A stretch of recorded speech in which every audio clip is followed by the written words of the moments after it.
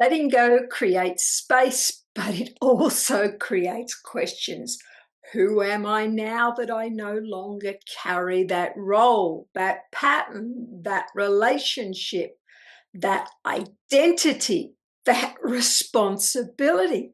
It's common to feel free and lost at the same time. This is what I call identity recode. That quiet, often uncomfortable space in between where you are no longer who you were, but not yet anchored in who you're becoming. That's what we talked about last video. I'll put the link at the end if you missed it. Now, today we are going to talk about why the ego clings to old identities, trying to keep you there or pull you back, even when it hurts. How to connect with the real you underneath those roles, and how to stabilize into your next version, rooted in soul, not survival. If you're feeling unsteady right now, it's not a setback, it's a recalibration.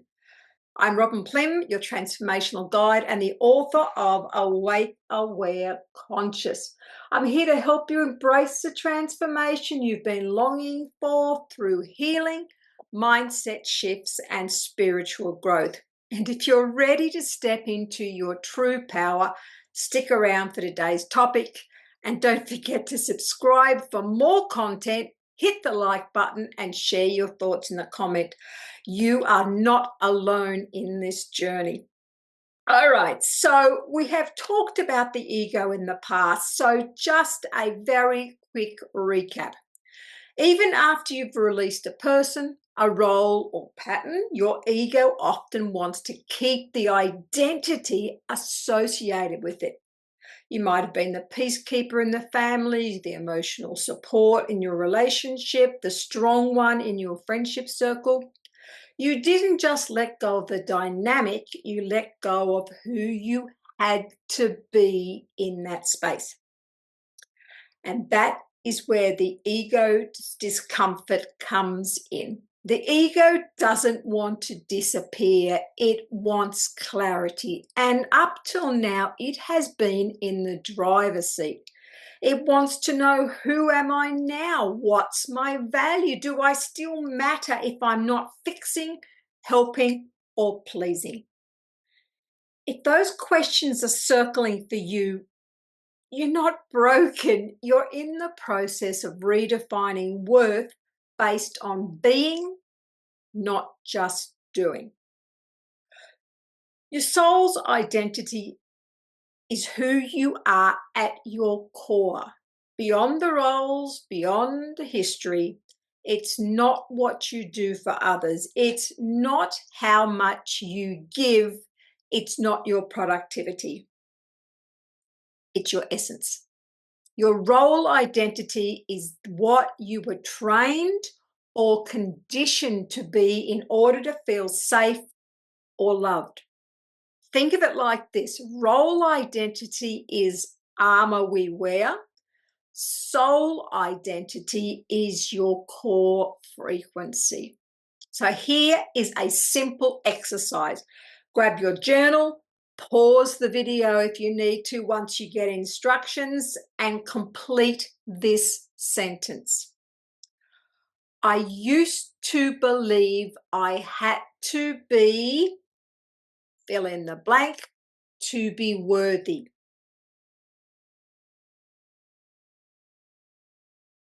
Now ask yourself, what if I was worthy just because I existed? Pause if you need to.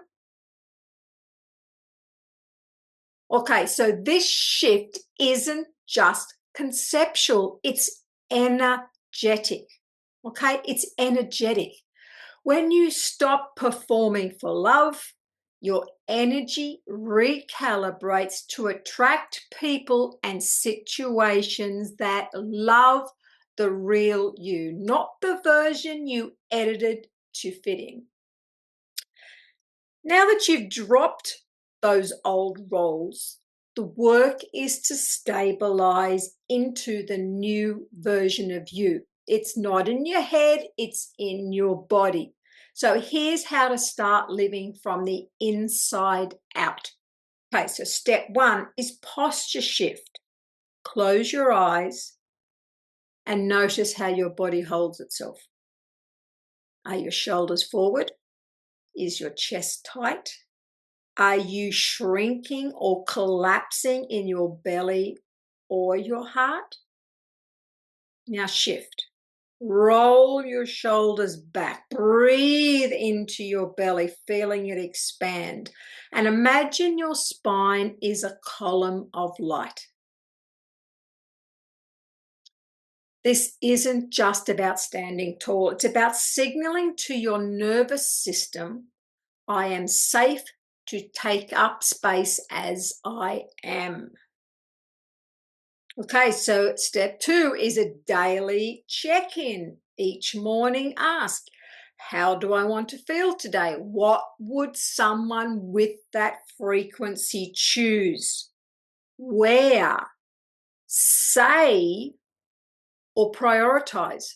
This starts repatterning your nervous system and bodies your new identity, not just talking about it.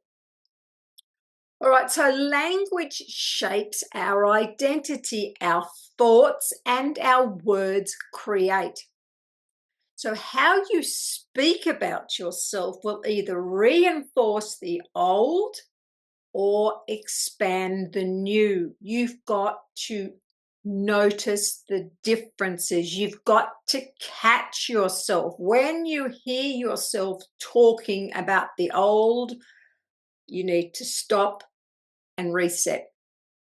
All right, so maybe I'm always attracting people who drain me. That's old pattern thinking. Maybe try, I'm learning to honor relationships that honor me. All right, so this is identity in transition. This is you recoding, re-establishing new mindsets, new language. All right, try this practice. Choose one belief you want to retire and one you want to strengthen. So maybe that might be, I have to fix everything. The new one would be, I trust others to take responsibility for their path. Okay, so old is an I need to fix something. I am responsible. I. The new one is letting other people take responsibility and you reclaiming your power and stepping back from a situation that doesn't necessarily even involve you. Okay, don't get caught up in the story. Say the new one out loud with presence. So be it, say it. Don't just mumble it, really say it. Feel it in the body. Repeat it until your nervous system believes it. And keep saying it until you get that feeling that, yes, this is now true. Because over time, identity isn't something you find. It's not a one-shot wonder that you suddenly say something and that's it. You had years of the old pattern laying down tracks, and your ego, your mind will automatically go to the easiest course, which is the old lay down track. You have to establish new tracks. And the more you establish the same positive thought, the more it becomes the dominant and the old one fades. Because over time, identity isn't something you find, it's something you practice through aligned thoughts, choices, and language. Now, you don't need to know every step, but you do need to know a direction. So here's a very quick visualization. Close your eyes. Picture a version of you 12 months from now. She's centered, clear, solid, embracing herself.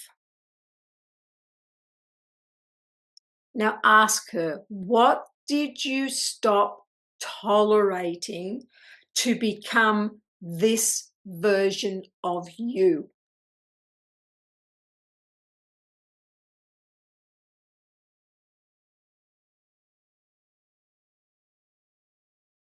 Don't get the story, just a quick few words. Next question. What small thing can I do today that aligns with who you are? Now, this isn't some fantasy journey. This is soul memory. You've already her in some timeline. You're just removing what's in the way. Now, this space between old identity and new embodiment is powerful, but it can be lonely. You might feel like no one sees this new version yet. That's okay. You see her. That's what matters. You know the direction that you want to be heading. Now, in our next video, we're going to be talking about what happens after you stabilize. How do you call in those aligned people who meet you at this new frequency without shrinking, proving, or feeling that you are pretending? Because soul work doesn't stop itself, it expands into connection. And your people are coming. They are waiting for you to connect. And that's what we're going to dive into on the next video.